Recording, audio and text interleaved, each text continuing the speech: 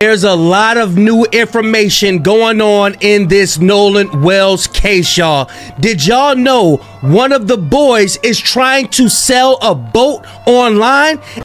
All right, before we jump into this one, I need to set the table for you, because what you're about to watch is packed with new claims, new names, and some genuinely troubling questions. This video compiles commentary from multiple creators who've been following the Nolan Wells case closely. You're going to hear about a boat allegedly being sold online. You're going to see detailed breakdowns of social media connections between different friend groups. You're going to hear serious allegations about local law enforcement. And you're going to hear about the family hiring a new audio expert to analyze the SeaTow call. Some of what you're about to see is investigative work, real digging through photos, timelines, and social media. Some of it is speculation, and some of it is raw frustration from people who believe answers are being deliberately delayed. Here's what I need you to do while you watch this. Keep your filter on. Not everything claimed in this video has been independently verified. Not every connection drawn is proof of wrongdoing. And not every name mentioned has been confirmed by authorities as being involved in anything. That said, some of the questions raised here are completely legitimate. If someone connected to this case is selling a boat that may have been part of the July 4th trip, that's worth asking about. If there are conflicting accounts about who was on which boat, that needs to be clarified. And if a family is hiring an independent audio forensic expert to settle questions about a recording, that's their right, and it may actually move this case forward. So watch this with your eyes open. Some of it's going to feel overwhelming. Some of it's going to make you angry, and some of it might just point you toward a question nobody in authority has answered yet.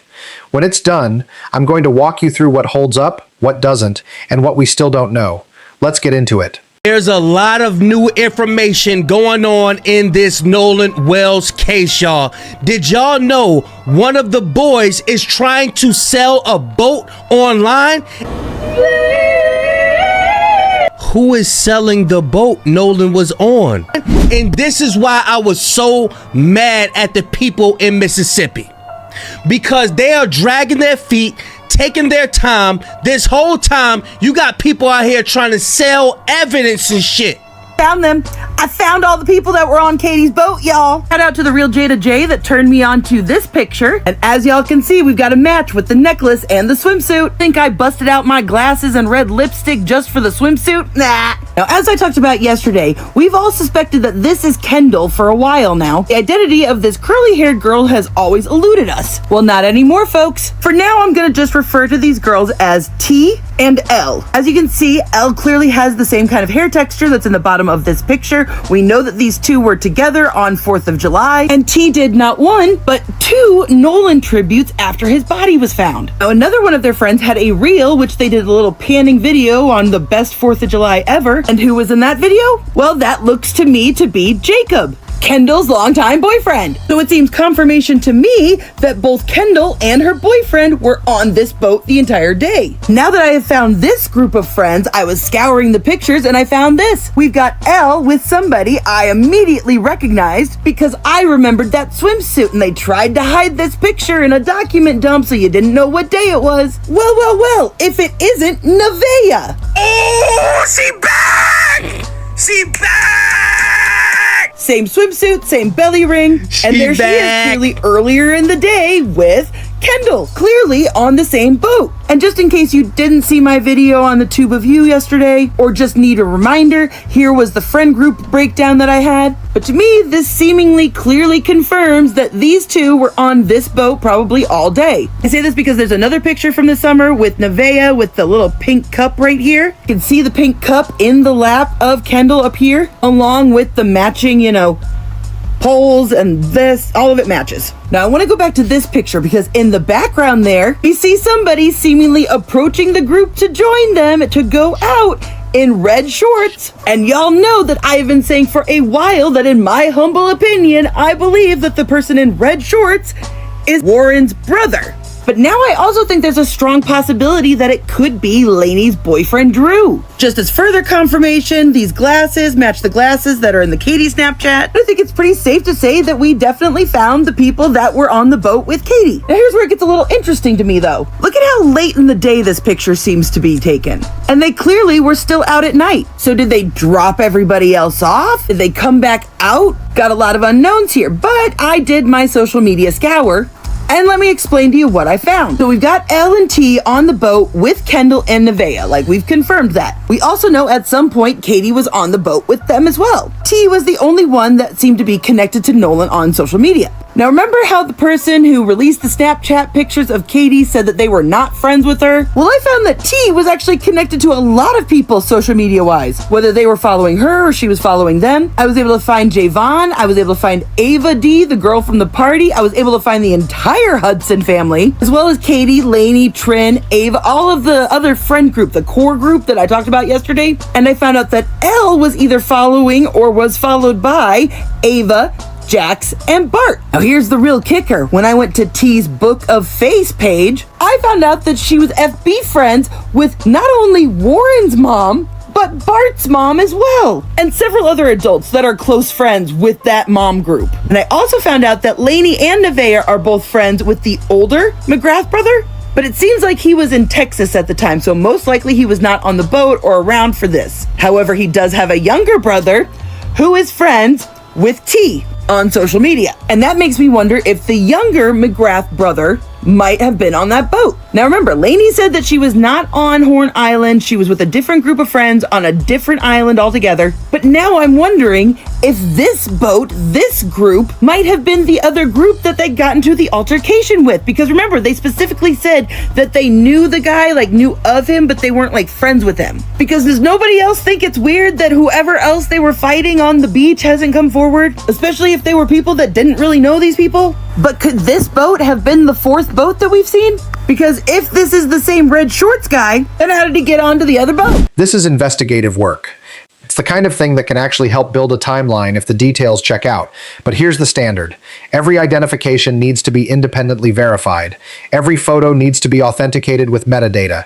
And every claimed connection needs to be cross-referenced with other sources. What she's done is create a hypothesis. A detailed, thoughtful hypothesis based on publicly available material. That's valuable. But it's not the same as confirmed fact. If investigators haven't already mapped out every person who was on the water that day, on every boat, then work like this can point them in the right direction. But it also needs to be handed over to people who can verify it properly, not just circulated online as established truth. So treat this as a research lead, not as a closed case. Now, from previous videos, we all know Nolan was a peacemaker. What if he was trying to make peace from a fight and his friends didn't like that? Ashley Cole has made a second statement on Facebook. Now, Ashley Cole is the stepmama of one of them boys on the boat. I think Warren Hudson is his name. They see, they're watching. They know Nolan's parents are not playing. We have decided that we will not be speaking to the press at this time. The media is not the appropriate forum to further elaborate on the facts of July 4th, 2026. We realize that the truth will not stop the cause for the death of our small children. We have not had the opportunity to speak to the Wells Wansley family or their attorney. However, we are willing to directly communicate with attorney Ben Crump and the Wells Wansley family. We will provide them with all the proper information known to us so their family can rest and properly mourn. We also want to know what happened to Nolan. We will do everything within our power to assist Nolan's family in their quest for answers. If you go to Facebook and you search her name, you can see the original post. And attached to it, she has some screenshots of her inbox and some video messages that are very disturbing. Go take a look for yourselves. So it looks like Trayson out here running his mouth. He said he done chose a side. So we choosing sides now? I'm so confused. Drew a line in the sand and chose a side. What side did you choose? You left out that part. Come back and let us know what side you chose. at this point. Why would you say that? Drew a line in the sand and chose a side. I don't know what side you chose, bruh, but ain't no way. Ain't no way.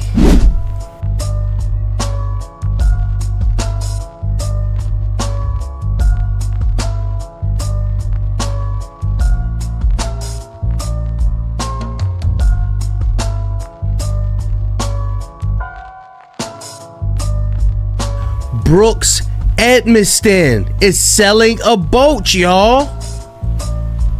When was a Boston Whaler ever mentioned? Who was on that boat? It's the boat B was driving, allegedly. Bombshell, y'all. Yes, a 1988 Boston Whaler is one of the boats mentioned in the timeline and independent investigative report surrounding the Nolan Wells case. I ain't gonna lie to y'all.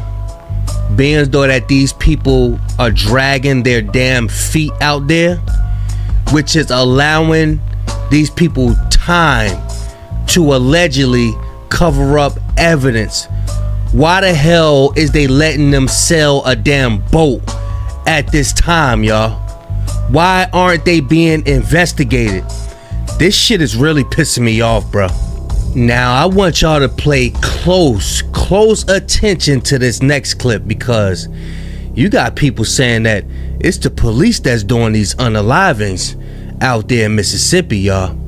Check this out. Since March of last year, 17 months, there's been 24 African Americans, as of today, 24 African Americans found hanging from trees across the United States of America. Just this past week alone, there's been at least 2 cases. You understand? And in case after case after case, the local coroners very predictably declared these as without any serious forensic investigation taking place at all. No follow-up. You understand me? Not to mention the Nolan Wells case from the 4th of July, when he went out with those 4 or 5 white kids in Mississippi. They came back and he didn't come back. You understand? And all those white boys, they're the sons of the local power structure. That's who they are. They shrug their shoulders. Their parents shrug their shoulders. The police shrug their shoulders. The judges, the media, the power structure, everybody shrugs their shoulders about what could have possibly happened to Nolan Wells. It's a mystery, which makes it no mystery at all. Which makes it no mystery at all.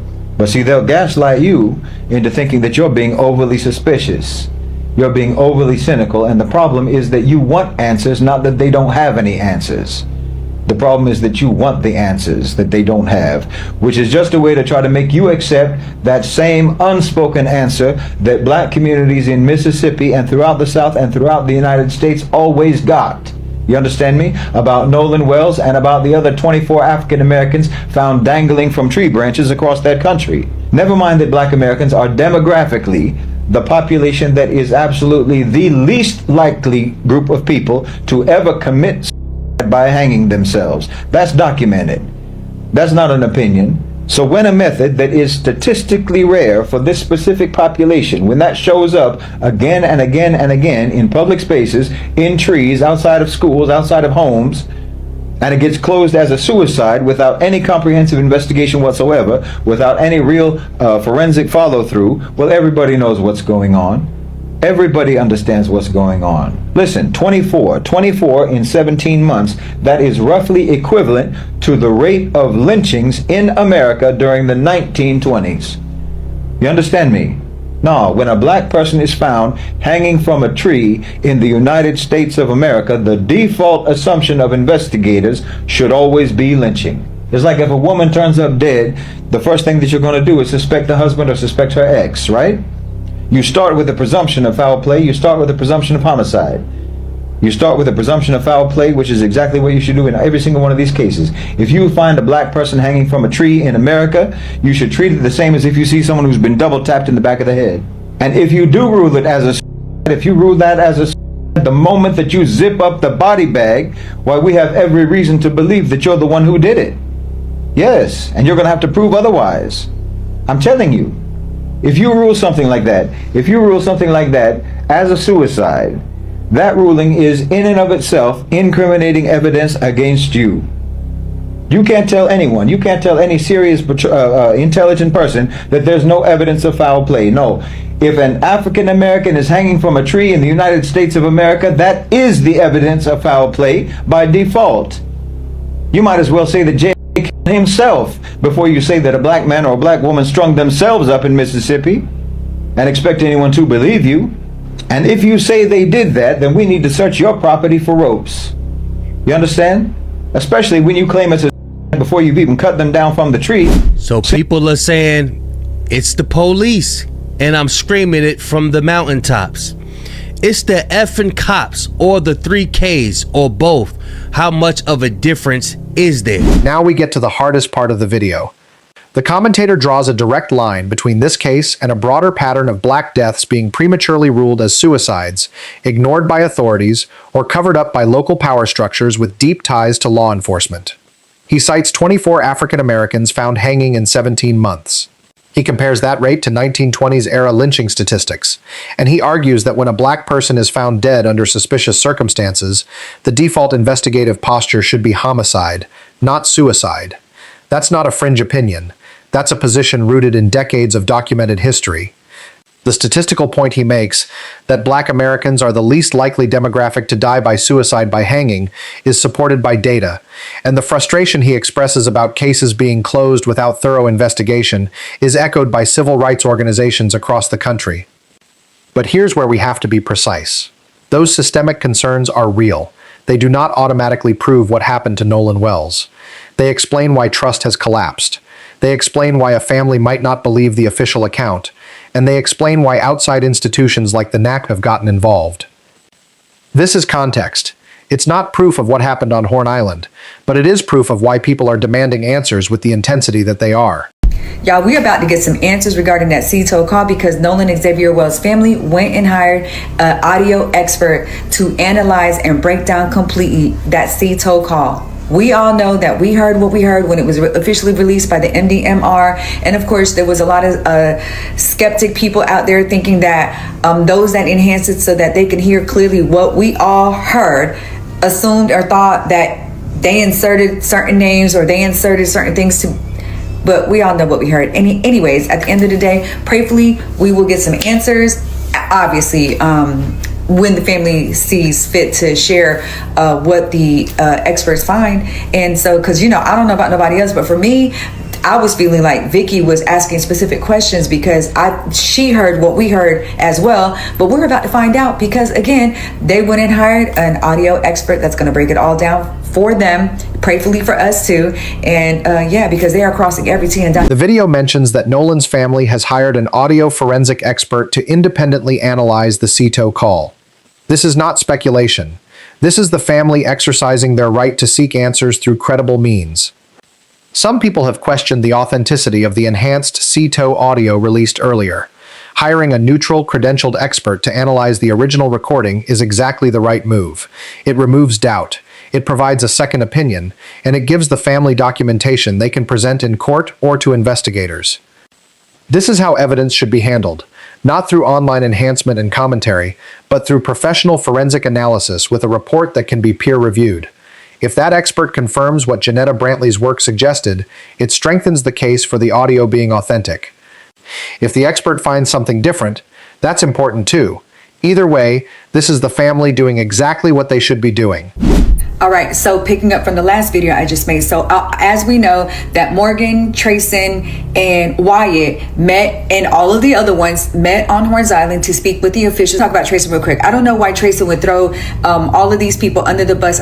Trayson said that he made the slick comment to Nolan about Katie. Warren said the same thing too. They made a slick comment to Nolan about the girl that he was with. Again, alleged that it was Katie. Well, it wasn't Katie. And remember, I said, well, who is the freaking girl? Because it can't be Katie because we all assumed that it was Katie. It was Laney. Now, the people that was named in the MDMR, they're all friends with Trayson and Trayson's sister, which is why I don't understand why.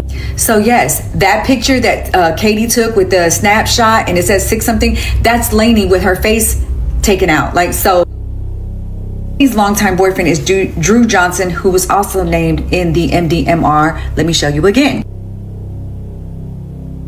Now, Jay said that when she did her homework, she saw that Drew Johnson was also friends with Wyatt, Warren, and Morgan. He went and looked, and Drew Johnson is the only one who is friends with Nolan.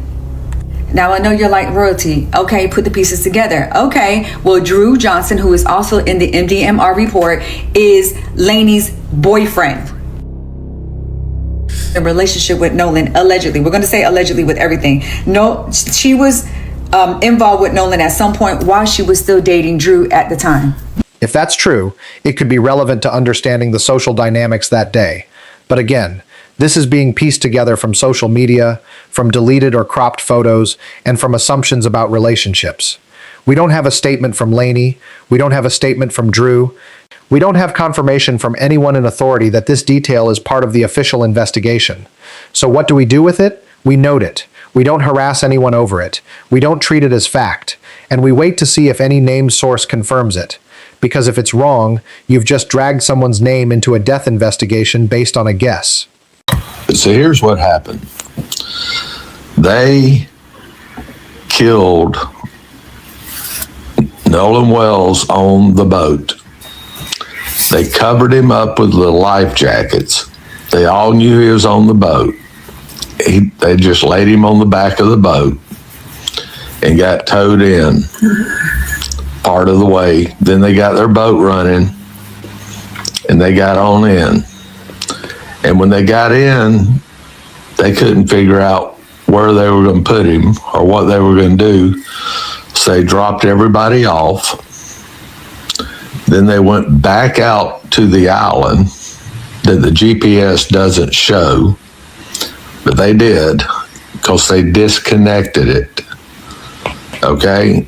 And none of them had their phones with them when they went back. So there wasn't any trace of them going back. And they dumped the body. They came back, took the boat out of the water, then went over there at 3 a.m. and washed the boat, thinking washing the boat would get all the DNA and everything off the boat. That's what they did. Now, I'm telling you, the stories are unbelievable at this point. You can't make this up. You know, first, it was about leaving the island. Well, that one blew up. Found out 2 people were at the island, saw him. Then, the Coast Guard, Coast Guard call, SeaTow call. Nolan, oh my God, Nolan, get up. They heard that. Can't make it up. Not making it up. Then there was the phone, Warren's phone. Now, this. And also, last night, we have a bunch of body experts of their body movements in their interviews that they were not telling the truth. That they're body experts. You know, they moved their eyes like that or moved like that or, they looked up or, something. But I'm telling you, the authorities should use these TikTok creators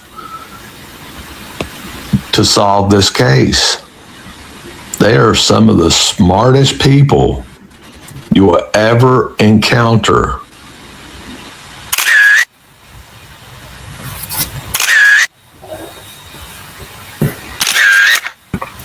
The allegation about police involvement. Is there a history of distrust between black communities and law enforcement in Mississippi? Absolutely. Are there documented cases of misconduct, corruption, and racial bias? Yes.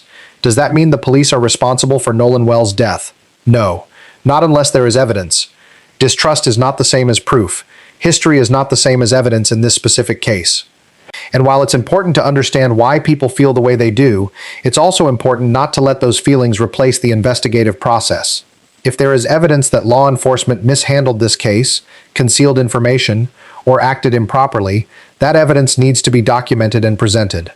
Until then, we're talking about suspicion, not fact. What actually holds up from this video? Here's what's worth following. If a boat connected to July 4th is being sold, that needs to be verified and preserved immediately. The social media mapping work done by J. Megan is detailed and could be useful, but it needs to be handed to investigators, not treated as gospel online. The family hiring an independent audio expert is the right move and should be supported. The broader pattern of Black deaths being inadequately investigated is a real systemic issue and helps explain why this case has drawn national attention. Any conflicting statements about who was where, on which boat, with which people, need to be reconciled by authorities, not left to online speculation. What we still don't know. We don't know what the sealed state autopsy says. We don't know what a full forensic exam of Nolan's phone would show. We don't know how many boats were actually involved on July 4th, or who was on each one. We don't know whether Laney, Drew, or anyone else in the newly identified friend group has been interviewed by investigators. We don't know whether the boat allegedly for sale has been examined or documented. And we don't know whether any crime was committed in connection with Nolan Wells' death, because no one has been charged and no official cause of death has been released. Where we stand. We don't know what happened to Nolan Wells, but we know that 52 days is long enough to open a phone, clarify a boat list, and give a family a straight answer about what investigators have actually established. The video you just watched contains some solid research, some justified anger, and some claims that need a lot more verification before they should be repeated as fact. What I'm not going to do is dismiss the questions just because they come with emotion, and I'm not going to repeat accusations just because they come with detail. We're going to stay in the middle. We're going to follow what can be verified. And we're not going to let this case disappear while people are still selling boats and deleting photos. If you want updates that separate heat from light, subscribe. We'll be here when the audio expert releases their findings. We'll be here when the grand jury sits. And we'll be here to tell you what the evidence actually shows. Drop your thoughts below and comment. Justice for Nolan Wells. Keep it respectful, keep it honest, and don't look away.